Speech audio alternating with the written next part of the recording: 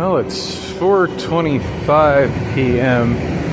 and yeah, that last little segment ended crazy abruptly because, oh, look at this. People blocking the intersection because they don't seem to understand. Oh, that guy turned right from the middle lane. Classy. Now we got people blocking the intersection because they apparently don't expect a bus to stop at a bus stop. And then traffic backed up far behind it. I really think they should turn the right lanes through that segment of 44th Street from Washington up to Thomas. I think they should turn the right lanes on each side into bike and bus lanes. I mean, I want to say just exclusively, bike lanes and lanes for PEVs, but yeah, it'd be nice to have the buses be able to be in those and not have to get stuck in traffic. Of course, the downside of using it for buses is that you can't put a physical barrier there that would protect bikes from people who drift over painted lanes that create bicycle lanes. You better stop, dude. I was rolling pretty quick for coming out of a parking lot across the crosswalk there. So, oh, look at that. Somebody plowed into the 25-mile-per-hour speed limit sign right there. So classy. Survey says that guy wasn't doing 25 miles per hour. So, yeah, the reason that ended so abruptly is right as I came out of the SkyTrain station and started walking in the general direction of the bus, the Route 44, it pulled away. And I yelped and waved and shut off the phone, and these drivers just have no situational awareness and aren't really watching for people approaching the bus. Didn't notice me at all. Now, I ended up catching the bus, as you saw. The dude that was driving was super old, so no big shock that somebody who's super old doesn't have great situational awareness. But hey, he's qualified to be president of the United States, so there's that. We got some bums over there camping out in the park. Some under the first tree and some under the second tree. Whatever. I guess they got to be somewhere in the daytime, and there's a lot worse places they could be loitering. That's a public park, supposed to be open to everybody. And I do know there's security there at night that will run them off, so it's all right, I guess. So, anyway, yeah, I quickly put the phone down and stopped mid-sentence and ran and waved at the bus, and the bus just rolled right out without me. And at that point, I pocketed the phone and sprinted as quickly as I could towards the bus stop that reeks of heroin and fentanyl, and managed to get there before the bus got there, which I thought I had a pretty good chance of pulling that off. The bus that comes out of the SkyTrain, the Route 44 there, has to go through a roundabout on the... Alright, this guy's blocking the crosswalk. Has to go through a roundabout there on the east side of the SkyTrain station, and then there's a traffic light there at Madison and 44th where it needs to wait for the light to turn left, and then it's always kind of a long light to get across Washington because of the light rail track when you go north on 44th Street. So yeah, I was able to, I mean, it was a bit of a sprint. Kind of amazed I can still sprint like that at my age, but I did it. But yeah, I got there before he did. There were a lot of people waiting on that bus, so yeah, plenty of time to catch it. But man, I was not planning on doing that run, and I was already pretty damn sweaty. So yeah, that didn't help my sweaty situation. And I'm winded.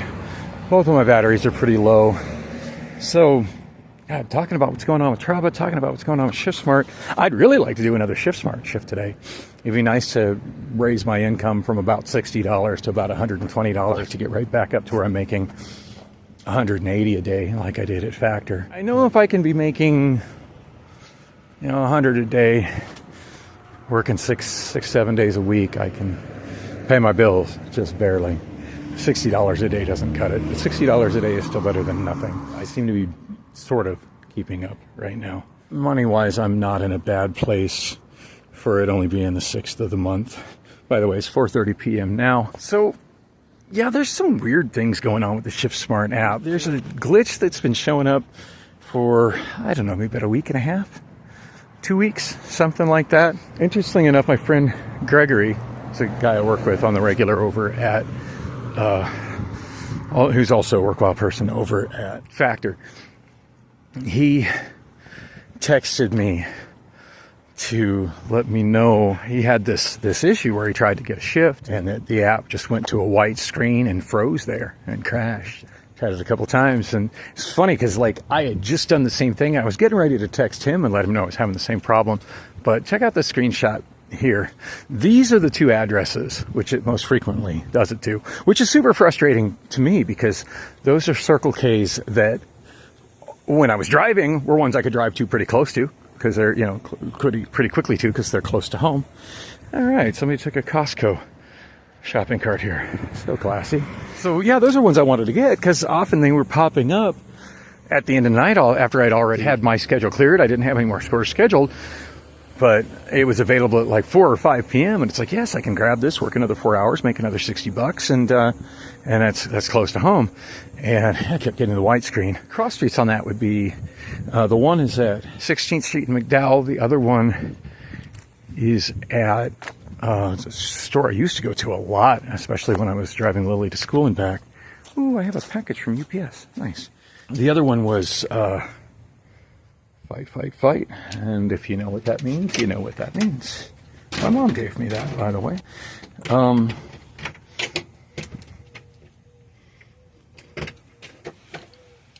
trouble getting my dang door open.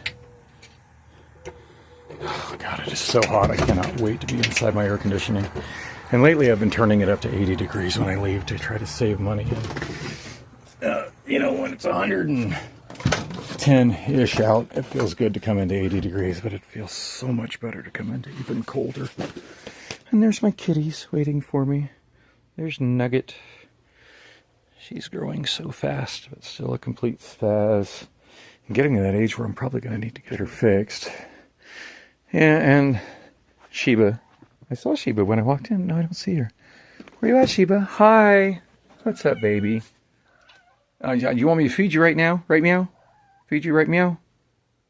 Yeah, it's not happening. Oh, what's my thermostat at? I keep forgetting I need to change the battery in that damn thing. It's running my heat pump, I think, but it's not...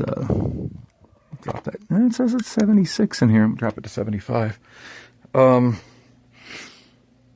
Yeah, Nugget, get out from under my feet. The cat just seems to enjoy me kicking it and stepping on it. Oh, please tell me I've got some cold tea in here. I don't see cold tea. Except that I got a cold bottle of water. And I've got the new Beetlejuice Fanta. You know, the first couple I had I really enjoyed, and that when I opened that one, it tasted didn't agree with me at all, and I haven't finished it because of that. Stocking at Circle K, one thing I've been noticing is that the promotional Beetlejuice Fanta, I think it's called Spooky Apple. It's like a sour apple. It's very comparable to like the Jones Cola Sour Apple, which is a flavor that I like when I'm in the mood for it.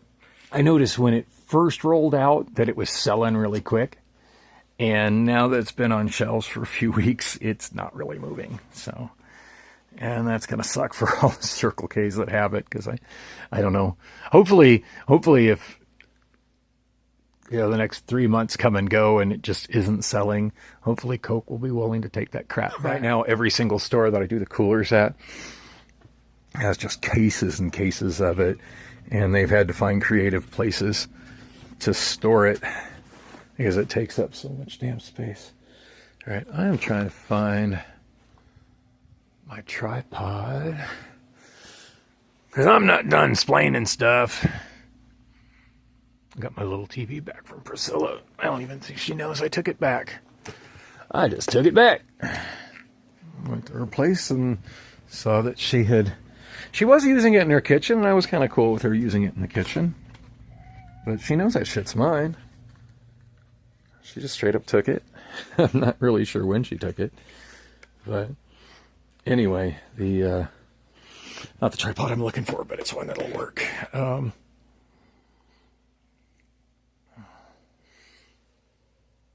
not sure if this is going to be centered on me or not.